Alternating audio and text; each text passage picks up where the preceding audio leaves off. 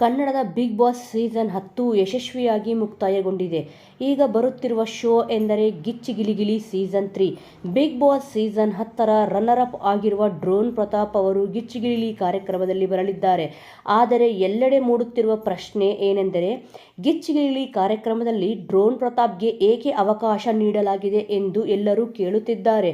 ಈ ಪ್ರಶ್ನೆಗೆ ಉತ್ತರಿಸಿದ ನಿರಂಜನ್ ದೇಶಪಾಂಡೆ ಅವರು, ಬಿಗ್ ಬಾಸ್ ಸೀಸನ್ 10ರ ರನ್ನರ್ ಆಗಿರುವ ಡ್ರೋನ್ ಪ್ರತಾಪ್, ನೀವು ಈ ಸ್ಥಾನದಲ್ಲಿ ಅವರನ್ನು ಬಂದಿರುವ ಹಾಗೆ ಮಾಡಿರುವುದಲ್ಲ. ಇಡೀ ಕರ್ನಾಟಕದ ಜನತೆಗಳೇ ಅವರನ್ನು ರನ್ನರ್ ಅಪ್ ಆಗಿ ತಂದು ನಿಲ್ಲಿಸಿದ್ದಾರೆ ಎಂದು ಹೇಳಿದರು. ಅಂದಮೇಲೆ ಗಿಚ್ಚಿಗಿಲಿ ಶೋನಲ್ಲಿ ಮಾಡುವುದರಲ್ಲಿ ತಪ್ಪೇನೂ ಇಲ್ಲ ಎಂದು ಹೇಳಿದ್ದಾರೆ. ಗಿಚ್ಚಿಗಿಲಿ ಶೋ ಇರುವುದೇ ಕಾಮಿಡಿಯನ್ ವರ್ಸಸ್ ನಾನ್ ಕಾಮಿಡಿಯನ್ಗಾಗಿ. ಈ ಒಂದು ಶೋದ ಥೀಮ್ ಇದಾಗಿದೆ. ಡ್ರೋನ್ ಪ್ರತಾಪ್ ಅವರ ಕೈಯಲ್ಲಿ ಕಾಮಿಡಿಯನ್ನು ಮಾಡಿಸುತ್ತೀರಾ ಎಂದು ಕೇಳಿದಾಗ ನಿರಂಜನ್ ದೇಶಪಾಂಡೆ ಅವರು ಹೀಗೆ ಉತ್ತರಿಸಿದ್ದಾರೆ. ತಪ್ಪದೆ ಈ ವಿಚಾರದ ಬಗ್ಗೆ ನಿಮ್ಮ ಅನಿಸಿಕೆ ಮತ್ತು ಅಭಿಪ್ರಾಯಗಳನ್ನು ತಪ್ಪದೆ ಕಮೆಂಟ್ ಮೂಲಕ ನಮಗೆ ತಿಳಿಸಿ.